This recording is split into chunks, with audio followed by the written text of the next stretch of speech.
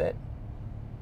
So kind of focusing in that range. Looks like it's kind of taking a look here. There's about 12%, there's about 7%. So depending on where we're at here, 13% was showing about 2,500.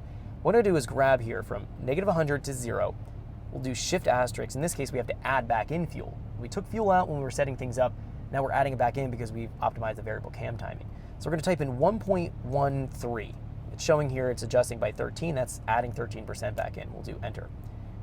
And if we look here and just kind of scroll across, this right here was adding about 7%. So we're going to go highlight, same range, shift asterisk 1.07, adding 7% in. Now, let's just kind of move up to the next portion of the table here. We see our cursor. This is adding here 16% at around 30 to 3,500. So we're going to highlight, shift asterisk 1.16, enter. That's 16% additional. Going up a little bit higher yet. Let's go up here just a little bit higher in our table. This is now 8%. Right about here. So let's go and add 8% right here. So let me go in here and just do shift asterisk 1.08, enter. And let's go up a little bit higher yet in the table. Let's get to the next kind of area here. Again, I was just kind of picking my range of the table. Now here, we're 0% correction. So this actually looks good at the very high 55 to 6,000 range. Doesn't seem like that affected it a whole lot. So we don't need to do a whole lot there. What I am going to do is go between 45 and 55 and do Shift H, just blend it a little bit. And then between 2,000 to 1,000 here, I'll do Shift H and blend that as well.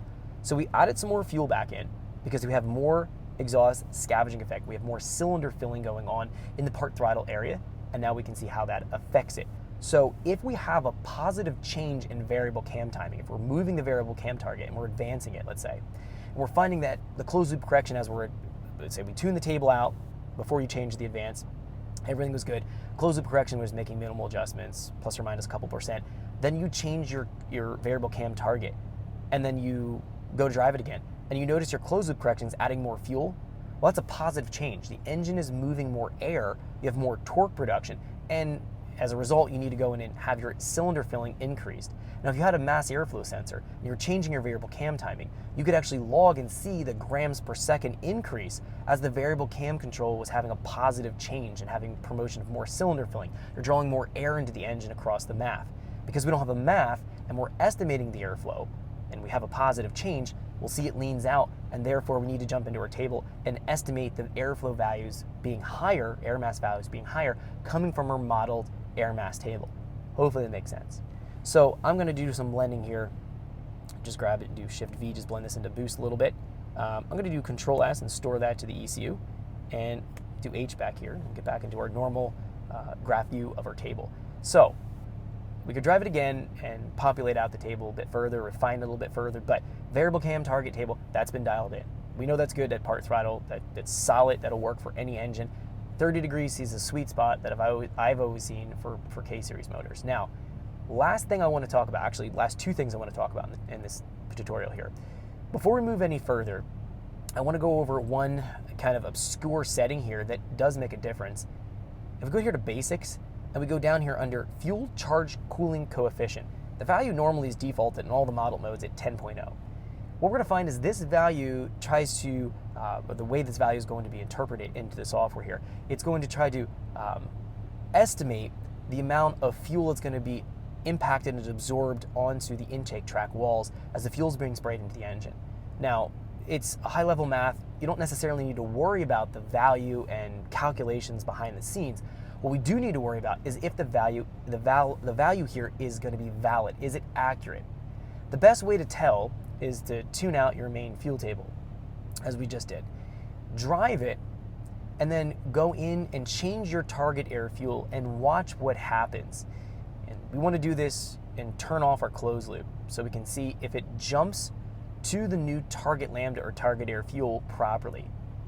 If it doesn't jump to the new target air fuel, then we have a problem with this particular parameter. We have to lower or raise it.